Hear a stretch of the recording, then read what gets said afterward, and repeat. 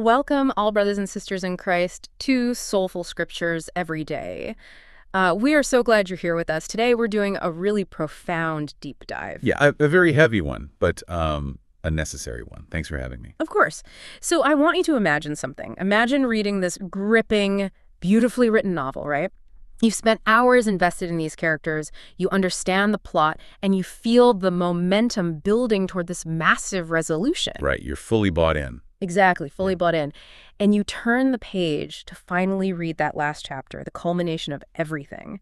But you find that the final pages have just been, violently torn out of the spine. Oh man, just jagged paper left. Just jagged paper, nothing else. But here's the catch. You are still required to stand up in front of a room and deliver this comprehensive, insightful presentation on what the entire story meant. Wow. You have to explain the moral arc, the character growth, the message, all while staring at this gaping void where the answers were supposed to be. That is, intellectually and emotionally, that's a terrifying proposition. It really is. Because human beings, we are fundamentally narrative creatures. God wired us that way. We construct our entire reality around the concept of a beginning, a middle, and an end. Right. Alpha and omega. Yes. So when that ending is withheld, the brain essentially just short circuits. It creates this psychological holding pattern that is incredibly destructive over time. And that psychological holding pattern, that is the absolute core of our deep dive today. We are pulling from this deeply personal, very raw article from the Christian Post. Yeah, written by Samantha Guthrie. Incredible reporting. Really incredible. And it details a public message given by someone, millions of people see every single morning. Savannah Guthrie, the co-anchor of the Today Show. Yeah, very familiar face. Right. And our mission today is to look at the brutal intersection of profound personal tragedy, the crushing weight of chronic uncertainty, and the very specific spiritual framework she's using to try and survive it. What makes Kamen's reporting here so compelling is the stark contrast it presents. Oh, totally. Because, we have the highly polished, meticulously scheduled world of network morning television colliding with this dark, agonizing, and unresolved personal reality. It's two different worlds. Literally two parallel realities. There is the literal physical reality of an ongoing, very unsettling criminal investigation into the disappearance of Savannah's 84-year-old mother, Nancy Guthrie. Yeah. And then parallel to that, there is the internal philosophical and really the theological reality of Savannah's Easter message, where she attempts to process what she calls a season of trial. So let's start with that physical reality, because it's the absolute disruption of the everyday. The timeline laid out in the source material is, it's chilling precisely because of how mundane it is. Right, it starts so normally. Exactly. Nancy Guthrie is 84. She was last seen on the evening of January 31st around 9:45 p.m. Just a normal night. Yeah, she had just finished a family dinner. There was no argument, no unusual behavior recorded, literally nothing to suggest that anything was amiss. She just goes home. And then the very next day. The very next day, February 1st, she is officially reported missing. The mechanism of that discovery is what we really need to examine, I think, because the alarm wasn't raised because, a neighbor saw a broken window or her car was found abandoned on a highway. Right, it wasn't a physical clue. No, the tripwire for the family's panic was a missed digital appointment. She failed to log in to a virtual church service that morning. A virtual login as a proof of life? That feels like a very modern phenomenon. It does. But for an 84-year-old, especially post-2020, it makes perfect sense. It's like a digital heartbeat. Well, consider the sociology of aging in our modern era.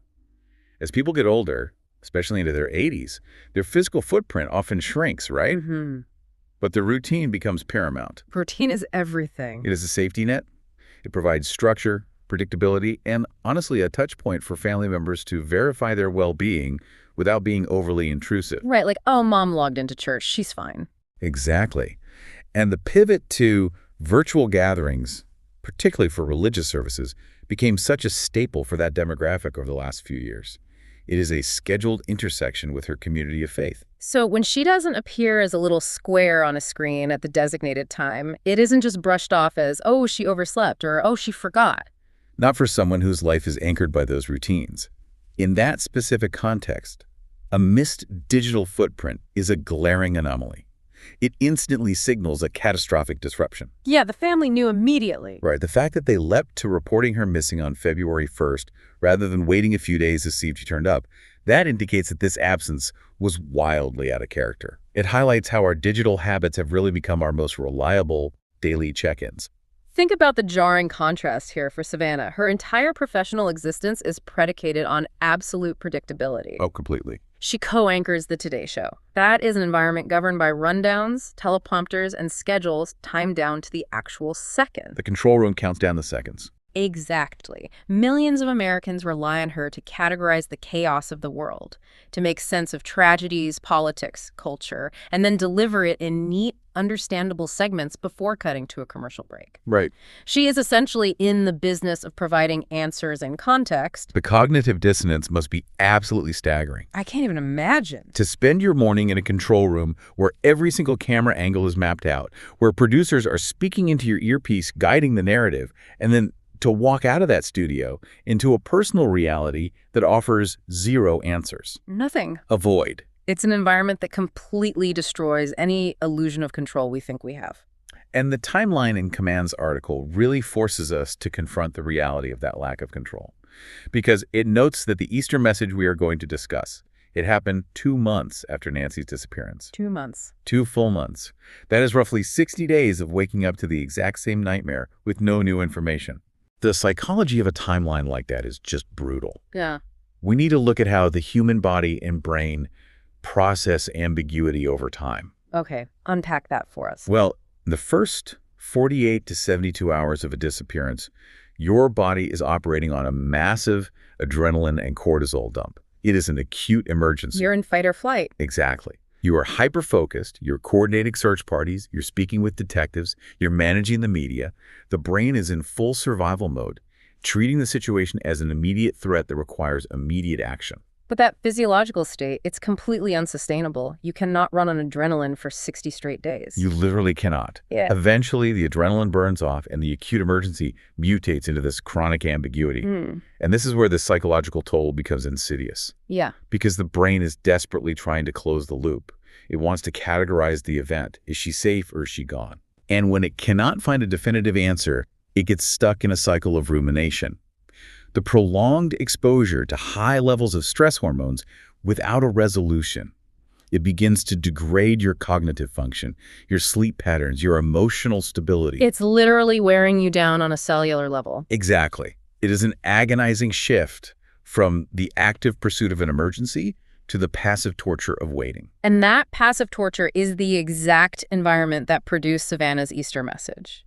She stood in front of a congregation at Good Shepherd New York Church and delivered a video message that is shockingly vulnerable. Shockingly. Keep in mind, for us as believers, Easter is the most triumphant day on the Christian calendar. The victory over death. Right. It is fundamentally about the ultimate victory. Yet she openly admits to the congregation that she is experiencing moments of, quote, deep disappointment with God. Oh. She talks about feelings of utter abandonment, but the line that really forces you to stop and just think is when she says that life currently feels far harder than death. It is a profound and clinically accurate observation when placed in the context of a missing person. Yeah. Yet, to understand why life feels harder than death, we have to look at the mechanics of grief. Death, despite its immense devastation, provides a definitive boundary. There's an ending. Right. It offers a biological and societal conclusion. There is physical evidence. There are established rituals, funerals, burials, obituaries. Which we need. We absolutely need them. These rituals exist across all cultures because they help the human brain map the transition from presence to absence. So death triggers a recognized psychological pathway. We know how to mourn even when it's incredibly painful, but a disappearance breaks the map entirely. It just shatters it. In the field of psychology, this is known as ambiguous loss. The term was coined by a researcher named Pauline Boss. Ambiguous loss. Yes. It is a specific type of loss that occurs without closure or clear understanding. Boss identifies 2 types, and this situation falls into the category of physical absence with psychological presence. Physical absence with psychological presence. Okay, explain that. The person is physically gone, right? You can't see them or touch them. But psychologically, they occupy an enormous amount of space in your mind because the relationship hasn't been allowed to conclude. Savannah calls it a grievous and uniquely cruel injury of not knowing.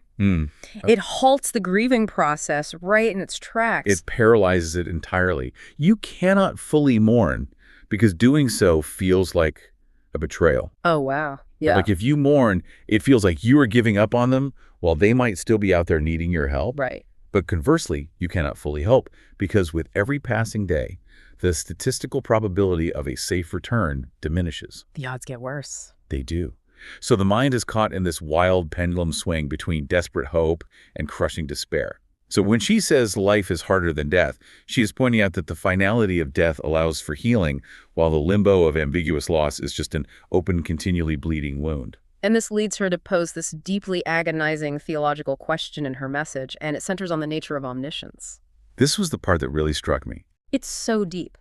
She points out that Jesus, according to our Christian theology, was fully human and capable of profound suffering. Yeah. She references the Garden of Gethsemane, noting that the dread was so severe he sweated tears of blood. We all know that story. But she focuses on a very specific differentiator. Jesus knew the ending. He knew what was coming. He knew the plan. He knew that the suffering, as horrific as the cross was, would culminate in a resurrection. And this brings her to wonder if Jesus ever experienced the specific, excruciating pain of blind uncertainty. Right. The absolute terror of not knowing how this story resolves. Yeah. Because he knew he would rise on the third day. I found this part of her message fascinating because it flips our usual understanding of God's power completely on its head. It really does. Because we typically view omniscience, knowing the past, present, and future, as the ultimate divine superpower, the ultimate comfort. God is in control. Exactly. But Savannah is suggesting that divine foreknowledge might have actually served as a shield against the ultimate human vulnerability.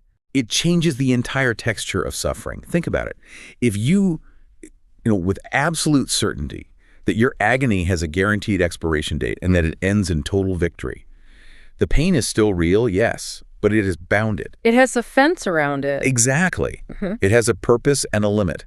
True human vulnerability is characterized by complete and total uncertainty about tomorrow. Yeah. We suffer without knowing if it will lead to redemption or if it's just senseless tragedy. Savannah is essentially asking if she has stumbled into a dark corner of the human experience that her own Savior was shielded from by virtue of his divinity. And voicing that thought, especially on Easter Sunday to a church congregation, that requires a staggering level of bravery. It's unheard of in a lot of churches. It is. Yeah. She even acknowledges in the quote that the thought is bitter and perhaps irreverent. It is incredibly taboo in many modern religious circles. There is this prevalent culture of performative faith, right? Oh, absolutely. Where believers feel intense pressure to constantly project victory, to tie up every tragedy with a neat little spiritual bow, and to instinctively default to phrases like, God is good all the time. Even when their heart is breaking. Yes.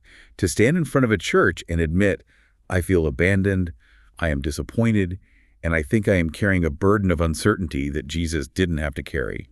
That borders on blasphemy in some traditions. It really does. But it strips away all the polite veneer of religion and exposes the raw, bleeding core of human doubt, which is so biblical if we look at the Psalms or Job. That's exactly it. And she doesn't stop at the doubt. She doesn't let this seemingly irreverent thought dismantle her belief system entirely. Instead, she leans directly into the friction. She goes right into it. She argues that challenging God with these bitter questions is not actually wrong. She believes this intense vulnerability creates what she calls a portal of revelation, the imparting of truth and wisdom. This concept of the portal of revelation is such a direct rebuke to toxic positivity. Yes. Let's talk about that. Because toxic positivity is that cultural reflex. We have to dismiss negative emotions and respond to distress with false reassurances. The Christian cliches. Right. It's the everything happens for a reason or God just needed another angel mentality.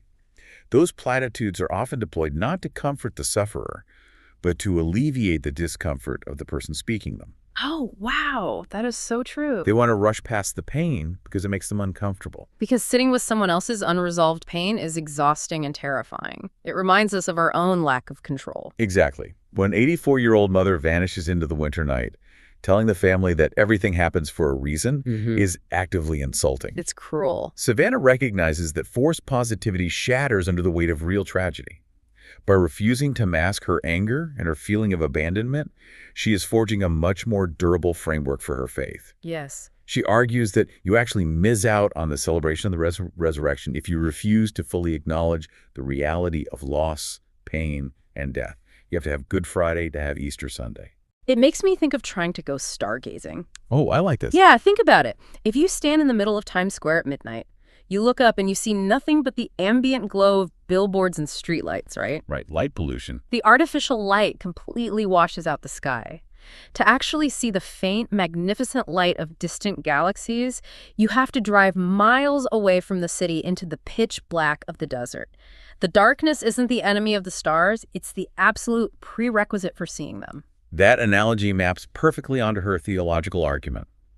Savannah states in the article, quote, "It is the darkness that makes this morning's light so magnificent, so blindingly beautiful." Man, that is powerful. If you try to manufacture your own artificial light with fake smiles and forced platitudes, you wash out the profound beauty of true spiritual rescue.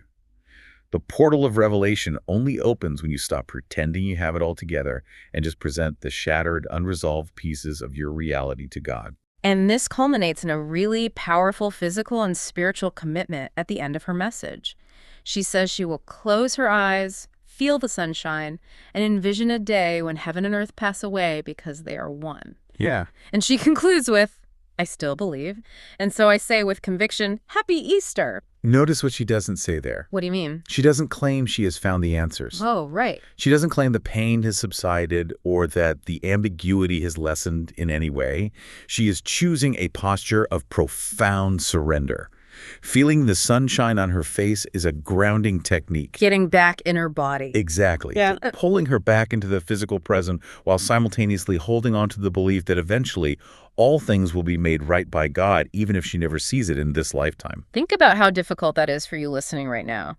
When faced with unresolved stress, unfair trials, or a situation where you feel completely ignored by the universe or by God, our instinct is to immediately search for an exit strategy. We want the fast forward button. We want to skip to the resolution, allowing yourself the grace to simply sit in the darkness, to ask the bitter questions without demanding an immediate answer. That is a monumental task. It is. However, we cannot let the spiritual resolution obscure the terrifying physical reality that is running parallel to all of this. We have to talk about the investigation. Right, because while Savannah's doing this profound, intangible work to find inner peace, the criminal investigation is yielding details that shatter any sense of peace. This is where the story shifts from a tragic mystery to something deeply malicious.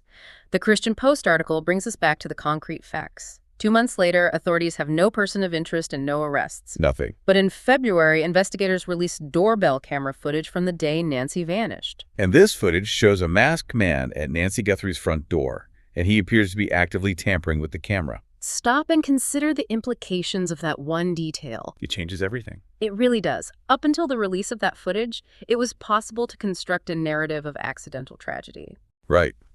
An elderly woman gets confused, wanders out of her house into the cold night, perhaps suffers a medical episode and succumbs to the elements. Which is horrific. Horrific, but it is a passive event. It is an accident of age and nature. But the masked man tampering with the camera completely eradicates the passive narrative. Gone. It introduces undeniable premeditation.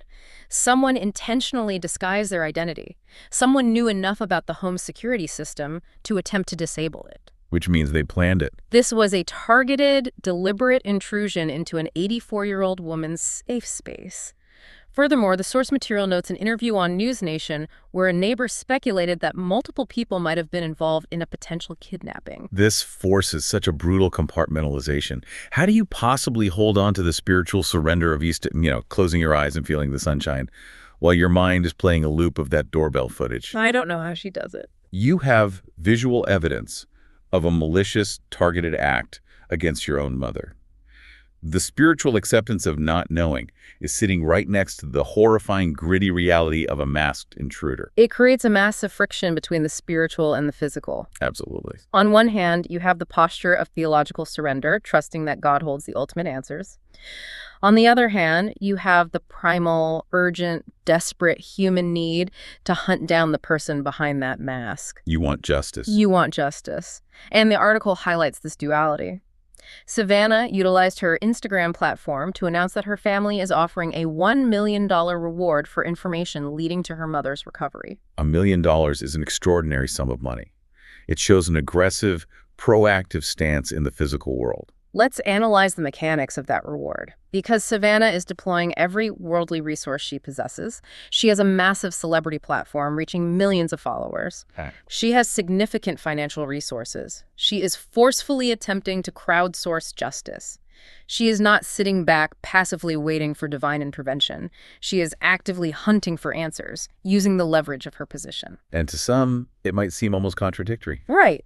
You're preaching the acceptance of the void while simultaneously spending a fortune to fill the void. It looks contradictory from the outside for sure, but structurally, these are the dual engines of human survival in the face of profound trauma. Dual engines, I like that. Yeah, you must fight fiercely for the physical truth. You owe it to the victim to use the money, the platform, the police, the media.